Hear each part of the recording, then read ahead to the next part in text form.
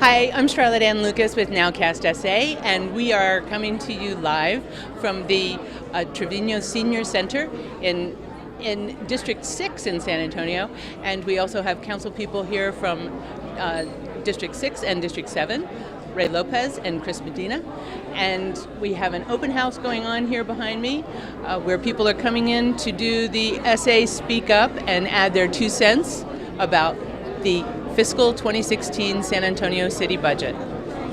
Right now, let's take a break and look at the video about the budget.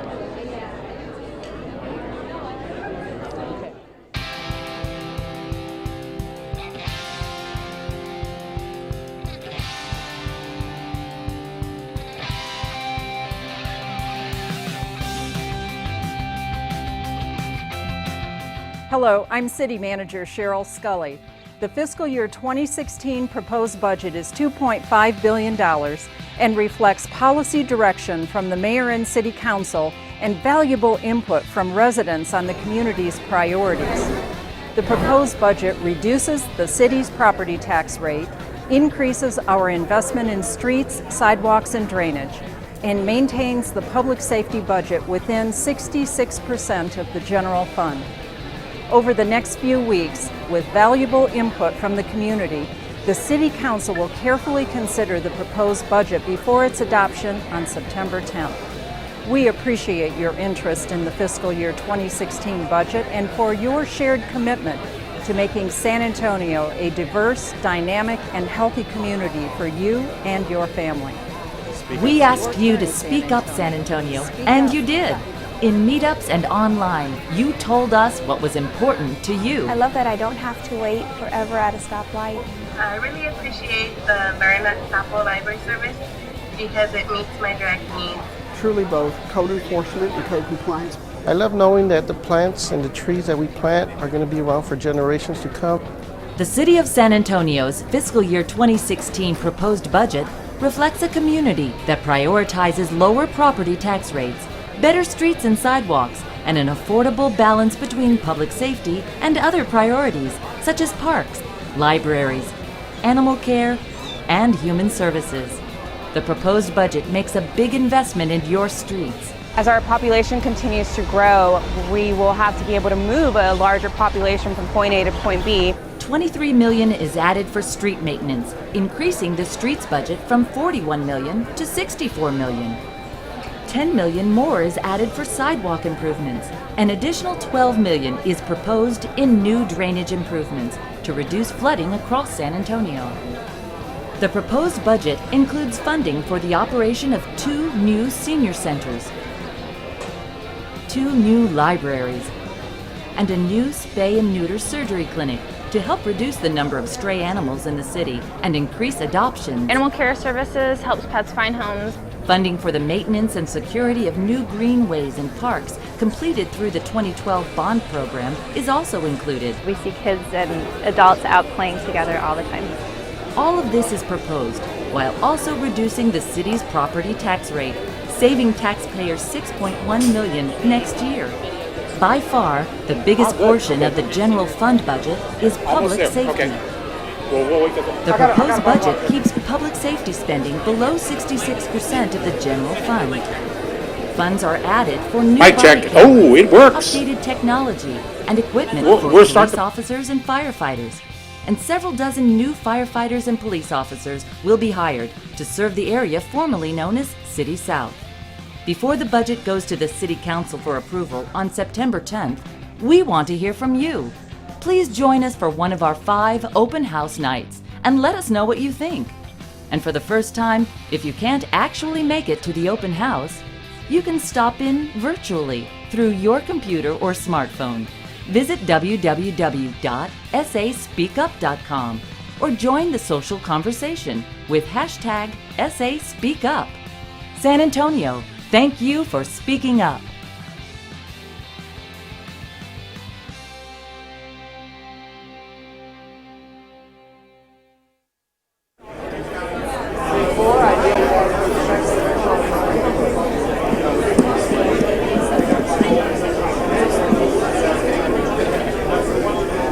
Are we good? Hi, everybody. How y'all doing? Good? Well, obviously the rest of the folks that are on their way may be stuck in traffic somewhere, but we're not stuck in traffic, and that's a good thing. Thank you very much for being here this evening. My name is Ray Lopez. I'm the City Councilman here in District 6. Although this is a District 6 and a District 7 joint budget hearing where we're going to ask for your commentary. We want to listen and hear and take action on those things that are important to you. And chances are, if they're important to you, they're important to us. But let me just take a point of personal privileges, if I can, Councilman. How many of you have never been in this building before? Oh, a few. I figured everybody had been in here before. This building is a little bit over 4 years old. It was one of those budget items when I first got on council in 2009 that the community said very loud and clear we needed to spend more money on senior services. This clearly is an outcome of that commitment that we made to seniors back in 2009. We built this hoping that we would get about 300 members that would come in here in the first 6 months. If we could build it up to about 300 members, we figured that'll be success, right? That'll be good enough. It's a pretty big facility, and it'll be money well spent. Well, I can tell you, where's Dean? Have we broken 7,000 yet, Dean? All I know is that we are, this July, we were here celebrating our 4th year in existence, and we were at about 7,500. 7,500 seniors. We thought 300 was going to be good. That means, and that includes the extension that we did. We realized real quickly that we were running out of space, so we got a few thousand square feet in that direction.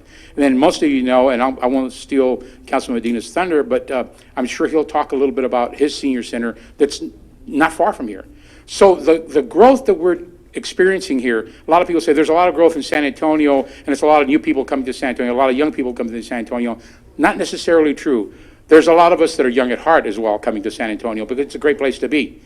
So with that, our hope tonight, and most of you that have gone to these before, you saw big tables. We'd sit around, we'd all write down a list of things that we liked, and then we'd have a discussion around them. We did it a little bit differently this time, the theme being speak up, go to any table, let them know what it is that you specifically want. All of these are different departments. Go online, or grab me by the ear, like many of you have done on many, many occasions. Grab me by the ear and tell me what it is that's important to you. We will then turn around and make that come to fruition via the budget. So with no further ado, Councilman Medina, if you'd like to come up and say a few words. Yeah, absolutely. Thank you, Councilman Lopez.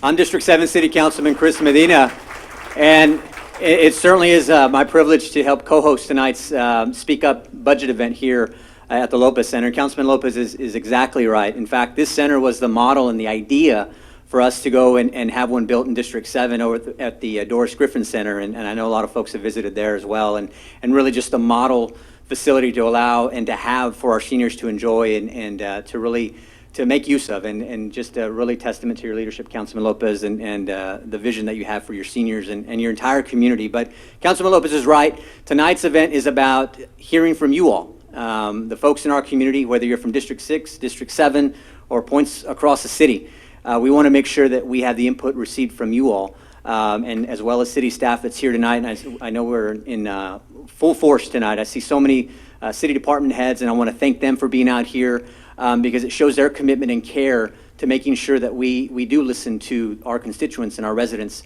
that provide us the input and feedback that we all need so that we can construct and have a budget that reflects your values and reflects all our values. So with that, I'd like to hand it over to our Chief Financial Officer, who kind of gives us the okay and blessing to make sure that we can get some of the things done that we want to see in our budget, and that's Ben Goodale. Thank you so much. Ben. Well, good evening. First, just want to say thank you for coming out this evening. As both council members, I think, have summed up very well. What we're really looking for is to get your feedback and your input on our FY 2016 proposed budget. I do want to take a minute to also thank all of the departmental representatives here. You've got booths all around the room here representing all of the major departments. If you've done this in the past, you know that typically, as the councilman said, we would have tables and it would be more of a formal presentation. We wanted to do something different this year. do more of an open house format, really get into more of a dialogue with you all. So I really encourage you to go around the room, visit with the department heads and their representatives, ask questions, give us your feedback. That's probably the most important thing for us as we want to walk away from today. I'm really hearing from you all in terms of what is important, what you like that you've seen in the proposed budget, maybe something you'd like us to change, something you'd like us to consider. So please take the time to do that, to go around the room and provide us your input. You can do that in several different formats. You can talk to the staff directly. There are, I believe, iPads in the back of the room here that you can utilize, computers, or paper forms if you want to do it that way. But certainly we really want to get your feedback. In addition to that, we have one more open house tomorrow at Hardburger Park at 6 p.m. as well. And then we have one public hearing at the City Council Chambers, Municipal Plaza downtown on September 2nd at 6 p.m. as well. So if you know anyone else that wasn't able to make it tonight, they can certainly go to either one of those events and give us their feedback. And then lastly, I'll mention, if they can't do that, there's another opportunity. This year we are doing where you can give your input virtually. You can go to saspeakup.com from a smartphone or computer, and they can provide their input there as well. So again, thank you for being here. Really look forward to receiving your feedback. So thank you again, and let me turn it back over to Councilman Lopez. Well, again, I think we got the instructions on how we're going to do this, and specificity is important. To say I want to park is a great thing. We want to hear that. But if you have a location or a specific area, tell us about it. If you have any work that needs to be done on a specific road, don't you say road improvement, specifically what road? Let us know specifically what you want us to do, because we want to be able to take action on those things that are important in our community. So with that, I'll close it. I'm going to stick around. I know the councilman is as well. If you have any questions, don't hesitate. Many of you have already done it. I'll grab you by the arm, pull me off to the side, and give me that 2 or 3 things that are very specifically important to you. So with that, welcome. Thank you for being here, and please participate. Thank you.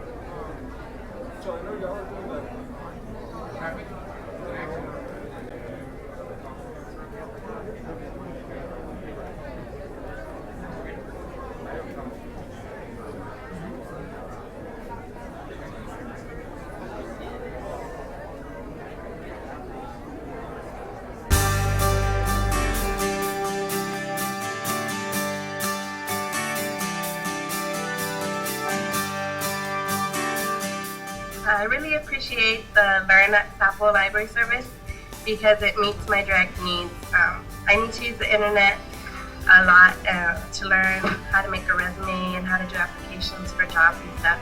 So they really help me with that. I love it because I know that there are people here that can help me if I get stuck with something. I know that they will be here when I have a question on anything, and I can see that they're making a difference in people's lives.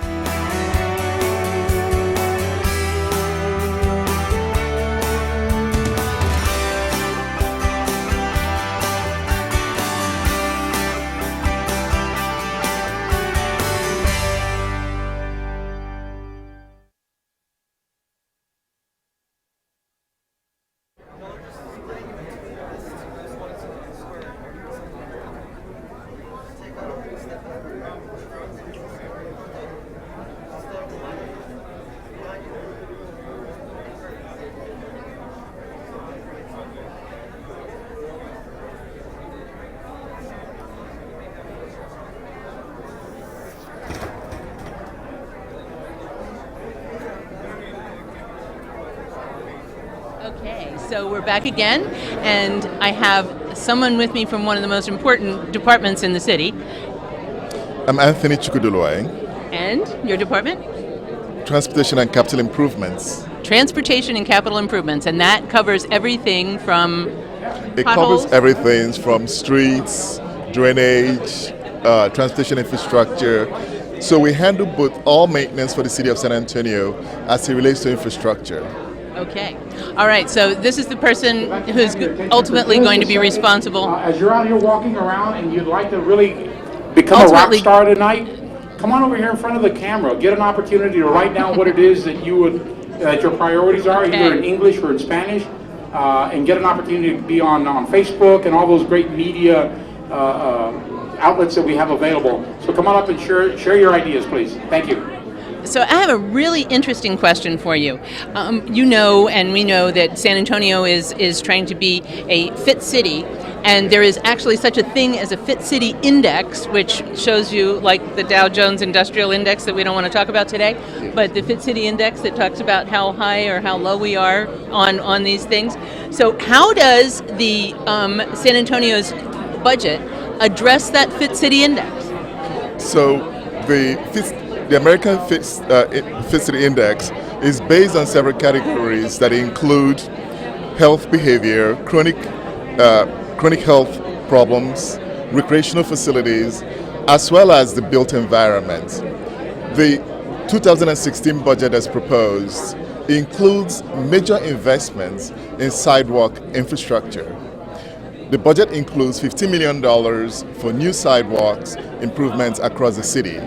We're already working across our community, looking at the needs that we have in the community, especially in those areas that are close to elementary schools in San Antonio. So basically you're talking about the sidewalks helping people actually walk, making the city more walkable, and when a city is more walkable, it has a higher rating on the fit index, right? Absolutely, because we want to have a more walkable community that encourages walkability, and also for people to get out of their homes, because we have a higher rate of obesity in San Antonio. So this will help us have a more walkable community. And so next year, we have, like I said, we're investing over $15 million, which is over 70% more than we had this year. So it's a very big investment. 70% more. That's getting close to double. Absolutely. That's amazing. That's amazing. And all of those will go toward that's huge. New sidewalks. New sidewalks. Yes. Terrific. And part of what we saw in the beginning of the SA Speak Up campaign was people coming out and saying the most important thing to them was public safety, and they meant sidewalks, streets, and drainage. So Absolutely. This is a response. So the budget that's developed, the proposed budget, reflects the input that we've gotten from the community over this time period. And so the city's council and the city manager are making this investment in recognition of what people have told us that is important to them. Okay, so we're going to raise our fit index, and hopefully we'll raise our own fitness. That's our goal. Okay. Thank you so much for taking the time. Okay.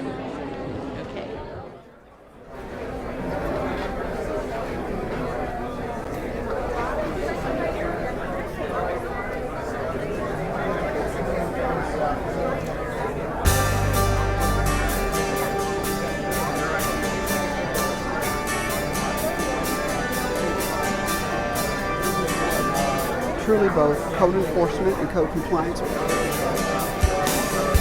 It really is important that we have enforcement of those things, because it's actually what actually makes a neighborhood appear attractive.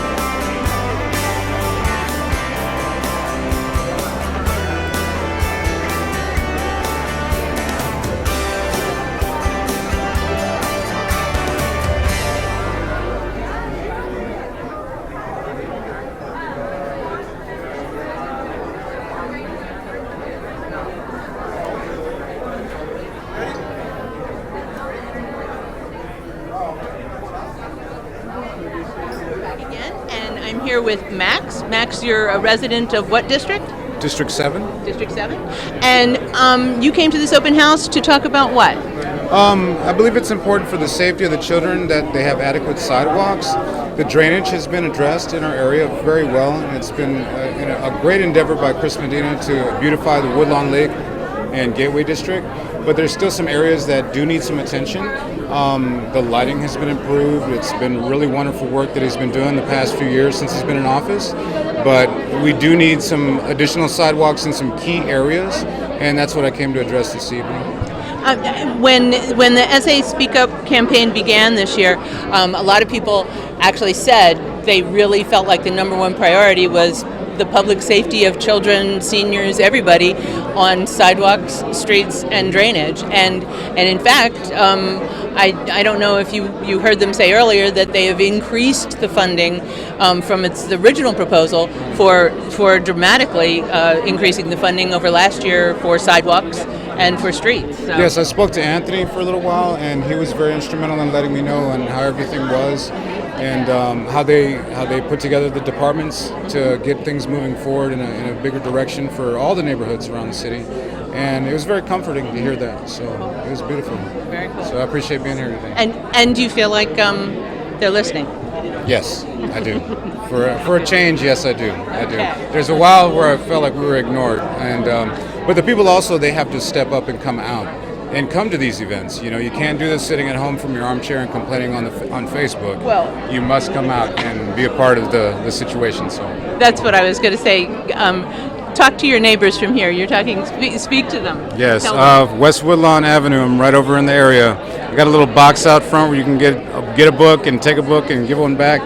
My name is Max, West Woodlawn, 36. Come out. If you ever need to speak to me, I'm available anytime, Max, EDMAN, and I will give you information if you need it. So thank you so much. Thank you.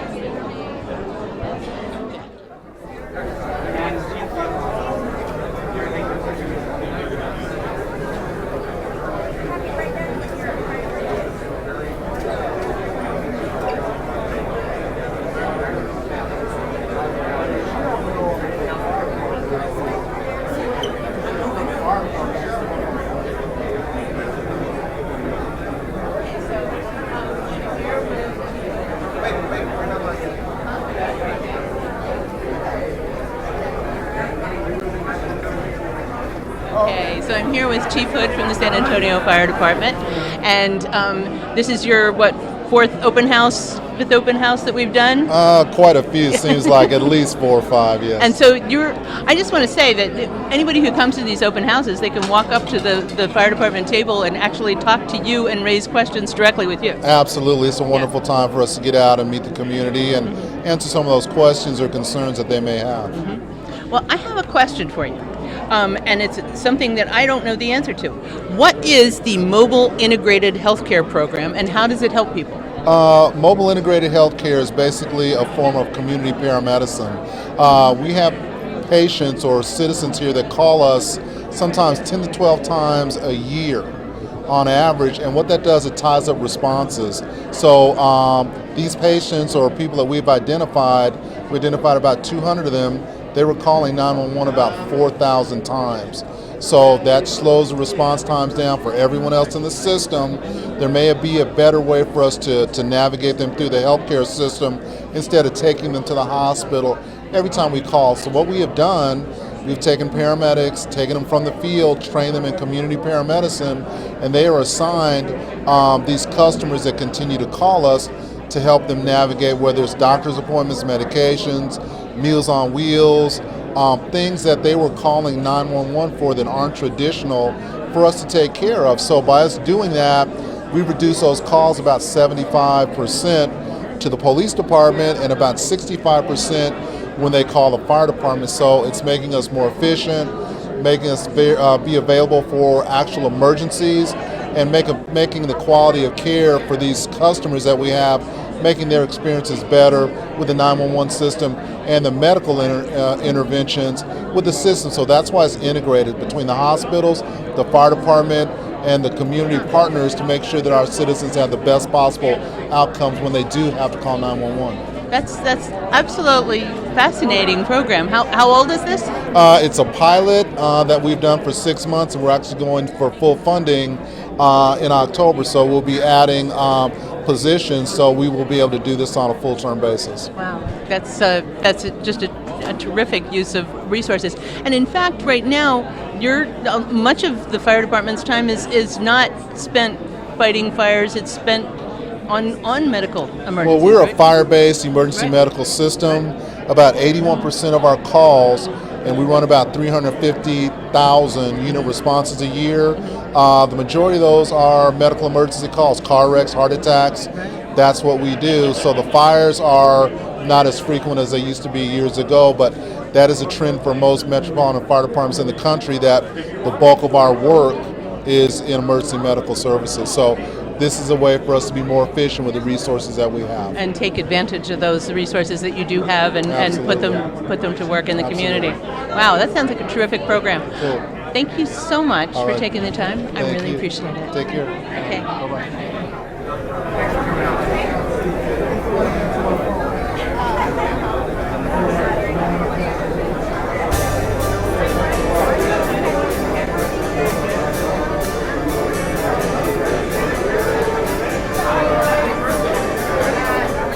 Police officer for the city of San Antonio to work with the safety, which is a recommend for San Antonio fear-free environment. I love my job because not only am I a patrol officer, but I'm able to go ahead and do a different variety of jobs. Anything from graffiti cleanup, going to career days, grub, and also do direct patrol on bicycles, hear the music as well. We love this service. I love this service. These things are regular things. Take your chance, San Antonio. Speak up.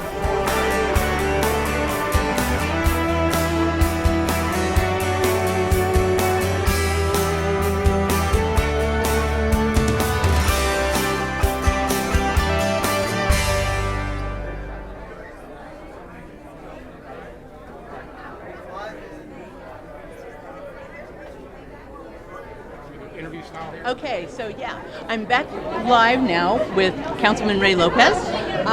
And Councilman, talk to me a little bit about the process here. This is the fourth or fifth night of open house, but it's not over, right? No, it isn't over. As a matter of fact, this is I believe my 7th city budget.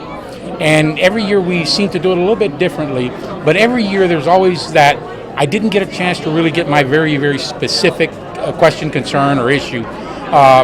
This process is really allowing individuals to speak up and talk specifically about what they want either on their street, in their neighborhood, or in their very immediate area. And it's working out quite well for us. So we're real anxious to continue this process, especially because it's been working. Well, and in the beginning of this process this year, in June, according to the tallies that SA Speak Up was tallying the responses that people had, and people overwhelmingly said public safety was important to them. And when they say public safety, they were talking about streets, sidewalks, and drainage. And the council responded. Absolutely. And that came directly from the Speak Up campaign. We listened to what they had to say, and it was overwhelming. The amount of folks who were talking to us about the specifics of what they wanted, infrastructure in particular, ways to be able to get out of their neighborhood onto the streets, sidewalks, complete streets, all of the things that are incredibly important to the quality of life in our city was exactly what was resonating out of that first Speak Up rollout, and we modified the budget to reflect it. I suspect that over the course of this last week and this coming week, as we get more things, we'll get a little bit more definitive on where we're going to spend our money, and I think we're going to have really a great budget that addresses the very specific needs of our community. Right, which is much. It's a very different process than in the past, where we talked about big goals but not specific things. Well, that's right. I mean, we've gone through the big goal setting things. Right, Back in 2010, when we were talking about the SA 2020 process, we clearly identified that there were a couple of issues that are very important to the community, transportation and education. But you can get into those two discussions and discuss them forever and ever and ever and really never come up with a work list. This process, I think, ultimately is the best process that we could possibly put in place to be able to have actionable items, actionable in our budget, and then put it to work in our streets. Okay. Well, I want to get you in front of this with your priority in a minute, and we'll talk to Councilman Medina. Very good. Thank you so much. Keep up the good work. All right. Thanks.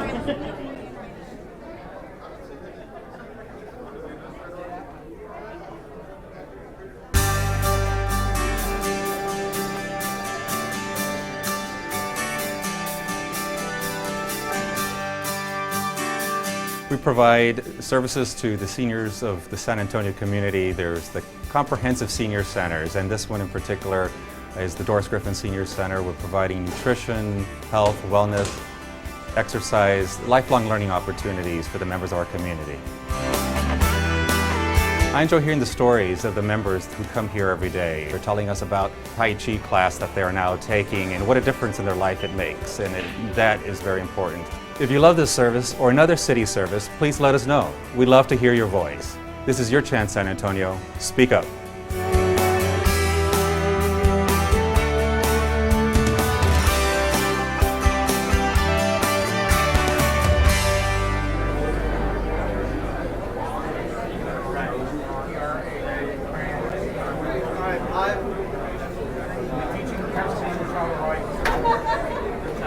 Okay, so I'm here with Councilman Chris Medina, City Council District 7. That's right. And tell me what you're most concerned with in the city budget. Well, I want to make sure that we address the priorities that our constituents give us, whether it's infrastructure like streets and sidewalks, drainage, whether it's increased police protection, making sure that we have the adequate resources to do that. Tonight's event, and we certainly want to thank Nowcast for being here and streaming this out for folks that couldn't make it, but it's an opportunity to speak up and for folks to let their voices heard, to sound off on what's important to them. And one of my top priorities is neighborhood infrastructure, making sure that we have all those things in our neighborhoods that are so critical, whether it's more stop signs, curbs, sidewalks, pedestrian safety. Now is the time for us to hear those concerns, to hear those issues, because right now as we formulate the budget, we want to make sure that we have all that input in so that we can have a budget that reflects the wants and needs of the community. Mm-hmm. Absolutely. And people also need to understand that you genuinely and sincerely, the City Council is and department heads are listening and will change or adapt priorities to what people talk about. Absolutely. We in fact, we can't do our job without the input of our community, and we want to make sure that whether you're here in person, whether you're watching online, there's opportunities to continue to put in your request in this budget. You can do it online. You can attend tomorrow's Speak Up event over at Hardburger Park tomorrow night, same time. And just there's all kinds of opportunities for folks to make sure that their voices are heard. Absolutely. Well, thank you very much. Thank you all so Thank you very much. And did you? Oh, it's gone. It's gone. But thank you very much for taking the time. Thank you. You got it. Thank you.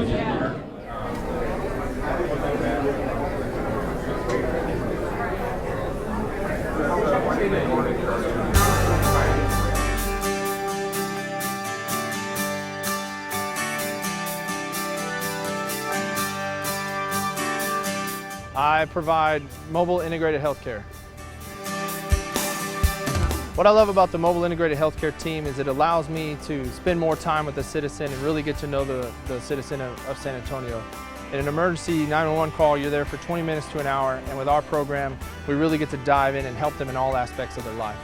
If you love this service or another city service, please let us know. We'd love to hear your voice. This is your chance, San Antonio. Speak up.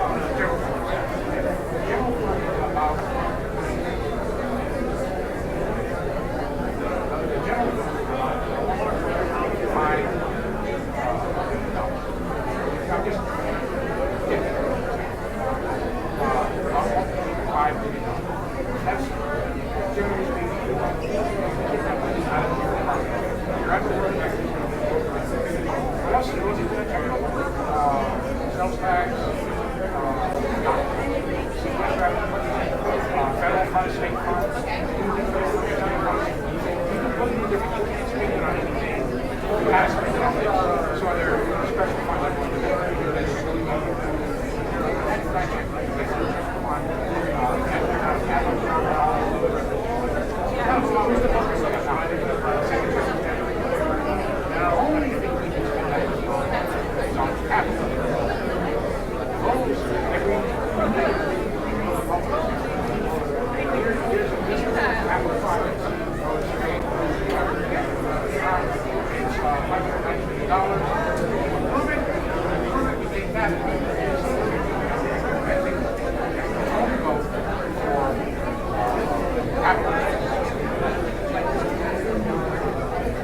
Okay, we're back again, and this is another one of many people's favorite departments, and that's code compliance.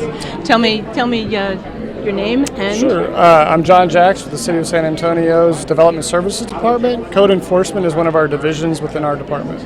So I know in the past I've seen a lot of, in my neighborhood and parts of my neighborhood, I've seen a lot of code compliance writing tickets for offenses. And now we have a different sort of approach in terms of follow-through, right? Sure. Really, our focus now is quicker compliance. We used to write a lot of code violations, and we would turn those over to our municipal courts. But a lot of times we weren't getting compliance. People were just getting issuing violations or paying fines. But what the neighborhoods really want is compliance. They don't want to know that we've issued a violation. They want to know, when is that weedy lot going to get mowed? And so we've really put an emphasis in the last couple of years on getting compliance and getting it quicker. So we've adopted some new techniques to try to reduce that time frame. So what do you do? I mean, in the past, it's been sort of the big stick approach of if you don't fix this, we're going to take you to court and we're going to give you a fine. How do you persuade someone? And in the instance I'm familiar with, there are plenty of cases where there are absentee landlords who may not even be around, who are, Sure. What do you do? Well, specifically for absentee landlords, one of the things we've done is actually created a program for absentee owners, where in the past we had trouble identifying those property owners, or maybe the property owner didn't live in San Antonio and they lived in another city or another state, and it was just hard to get a hold of them. So what we've started to do is when we identify that a property owner lives out of state or out of Bexar County, we have a registration program where they can actually provide us with a local contact. So, for example, if there's a property manager for that property, they'll give, instead of us notifying the property owner who may live in Chicago, we'll notify the property manager who lives here in San Antonio, so we can get quicker compliance. A lot of times, it's not that they don't want to comply; it's just that they don't know they're in violation. Right. And you're communicating with somebody who's in a different time zone as opposed to somebody who's in this time zone who knows what they can do about that. That sounds terrific. So then on local property owners, what means are there to, without going to court, say let's fix this up? Well, a couple of things we've done in the past couple of years is to create an administrative hearing officer, which has the ability to issue fines or enforce citations, so we don't have to wait to go to municipal court. We can do that a lot quicker. We also have a building standards board, which is the board can actually, we can bring that person before that board and they can actually impose those penalties instead of having to go through municipal court. Wow. So we can get there a lot faster than going to the court. I suspect that the court process does not miss those cases either.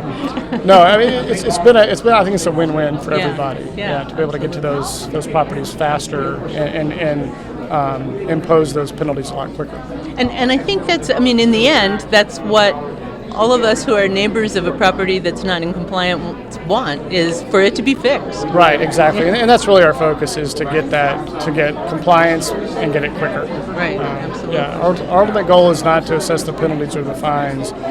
We want the violation remedy or compliance. Right, absolutely. So when that happens, when you're able to get properties turned around, I mean, it's similar to what I'd always heard about graffiti abatement. If the graffiti is cleaned, then it can keep a neighborhood from declining, and if the graffiti is not addressed, then the neighborhood can go into decline. I mean, it's a real leverage. And the same thing, I suspect, is true with code compliance. Sure, yeah. It's the faster we can get compliance, the better things are for the community. Right. Really. Yeah. For the whole community, and we're hearing a lot of discussion about the evolution of neighborhoods, whether it's what some people call gentrification or other kinds of evolution, and this can stabilize that a bit. Sure, yeah, definitely. It really helps to get out there in the community, and really the community is our partner. So we've also started focusing a lot on outreach to the community, meeting with the community. Our supervisors proactively reach out to the community organizations, neighborhood leaders, to find out what's going on in your neighborhood. we drive through the neighborhood, we may not see something going on, or maybe there's something on a property that we can't see from the street, but they can see from their backyard maybe. So we really rely on them to be our eyes and ears in the community to let us know what's going on so we can do a better job. And to see the relationship as a partner relationship as opposed to an adversarial one. Definitely. Right. Yes. Yeah. Community is our partner for sure. Okay. And you're hearing from folks at these open houses? Yes, yeah. We've had I think our table's been pretty popular. As it always is. And they're letting us know of concerns in their neighborhood, and we're writing those down, and we're sending out our supervisors tomorrow to check up on them. Yeah. Wow. Okay. So the that's the bottom line here. You come out, speak out, and something will happen. Maybe as soon as tomorrow. Yeah, definitely. We'll be out there. Thank you so much. Thank you. Sure, I really appreciate you taking the time.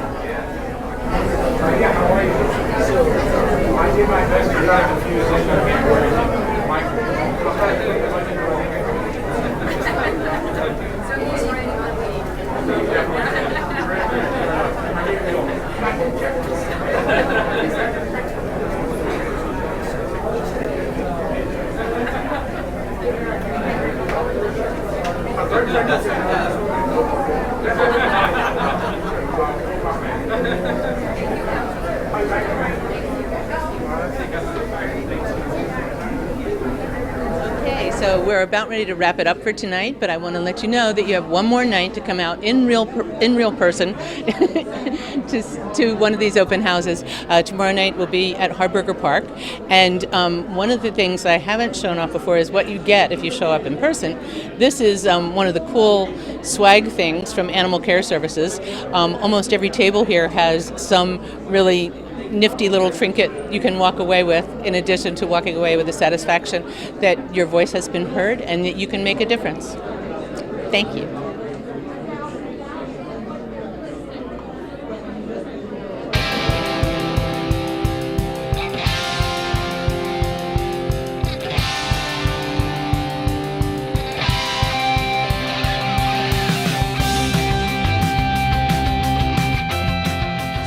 Les pedimos a los habitantes de San Antonio darnos su opinión y lo hicieron.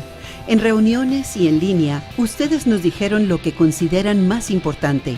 El presupuesto propuesto para el año fiscal 2016 de la ciudad de San Antonio refleja una comunidad que prioriza rebajas en los impuestos a la propiedad, mejores calles y aceras y un equilibrio saludable entre seguridad pública y otras prioridades como parques, bibliotecas, cuidado animal y servicios humanos. El presupuesto propuesto hace una gran inversión en las calles. Agrega 23 millones al mantenimiento de calles, aumentando este presupuesto de 41 millones a 64 millones. Se agregan 10 millones más para mejoras en las aceras. Se proponen 12 millones adicionales para nuevas mejoras en el drenaje y así reducir las inundaciones en San Antonio. El presupuesto propuesto incluye fondos para el funcionamiento de 2 nuevos centros para personas de la tercera edad, 2 nuevas bibliotecas y una nueva clínica de esterilización y castración para ayudar a reducir el número de animales callejeros en la ciudad y aumentar las adopciones. También se incluye financiamiento para el mantenimiento y seguridad de nuevas áreas verdes y parques, realizado a través del programa de bonos 2012. Todo esto es propuesto, a la vez que también se reduce la tasa de impuestos sobre la propiedad en la ciudad, ahorrándoles a los contribuyentes 6.1 millones el próximo año. Indiscutiblemente, la porción más grande del financiamiento general presupuestado es para la seguridad pública. El presupuesto propuesto mantiene el gasto en seguridad pública por debajo del 66% del financiamiento general. El financiamiento será para nuevas cámaras de seguridad que llevan los policías y actualización en la tecnología y equipos para policías y bomberos y la contratación de docenas de bomberos y policías nuevos para servir la zona anteriormente conocida como City South. Antes de que el presupuesto sea presentado en el Concilio de la Ciudad para su aprobación este 10 de septiembre, queremos conocer su opinión. Los invitamos a una de nuestras 5 noches de discusión abierta para que nos hagan saber lo que piensan. Y por primera vez, si no pueden asistir a nuestra discusión abierta, pueden participar virtualmente a través de su computadora o smartphone. Visite www.saspeakup.com o únase a nuestra conversación en las redes sociales con el hashtag #SASpeakUp. Habitantes de San Antonio, gracias por hacer oír su voz.